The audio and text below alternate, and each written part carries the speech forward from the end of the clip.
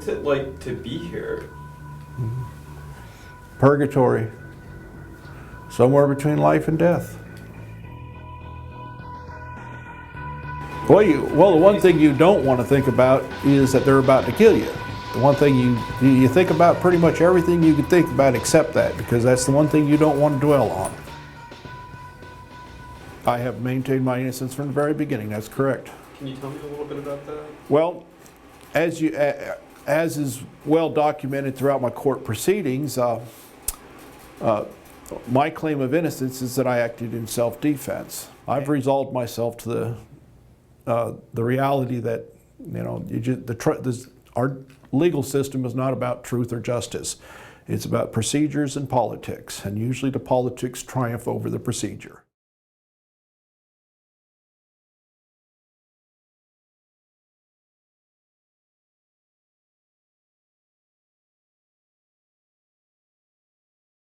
One of the questions that people ask me is, why should we believe you as to what happened?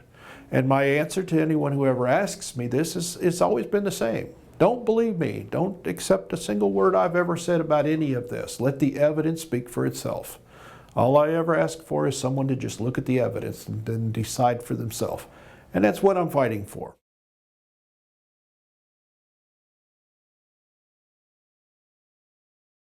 So all of a sudden, everything in my case went to addressing the Hearst issue rather than the claims that I wanted to be heard, and I can't fault the lawyers for that. That's just the way the timing is, and so my case is now the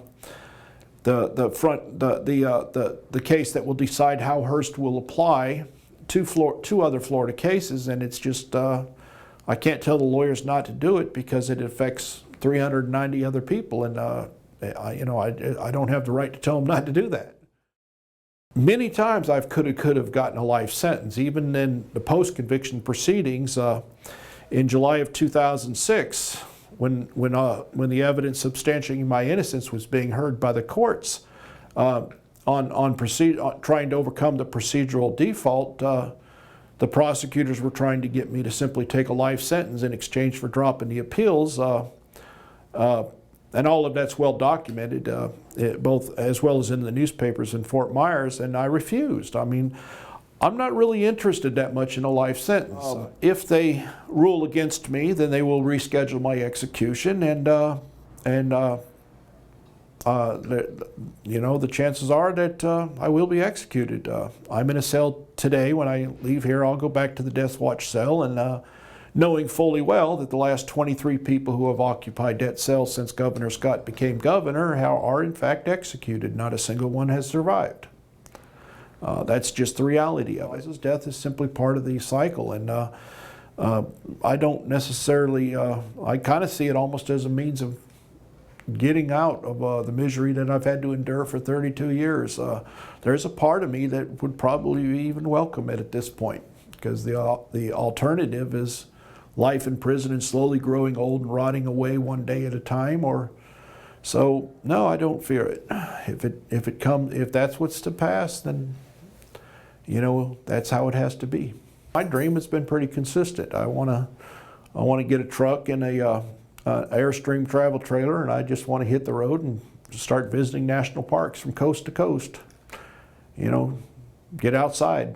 It's been 32 years. I've always loved the outdoors. That's why I moved down to South Florida and lived out on a ranch. But it's been 32 years since I've touched a blade of grass or dirt or, seen the stars or anything like that. I miss that. I grew up camping and all that, so I miss that. I want to see the sunset and stupid stuff like that. It means a lot.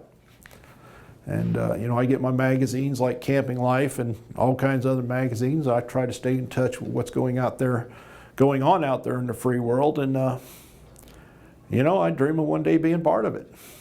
And until I take my last breath, I'll continue dreaming that. I still have the hope that at some point in time they're going to do the right thing. Whether or not they do, I don't know.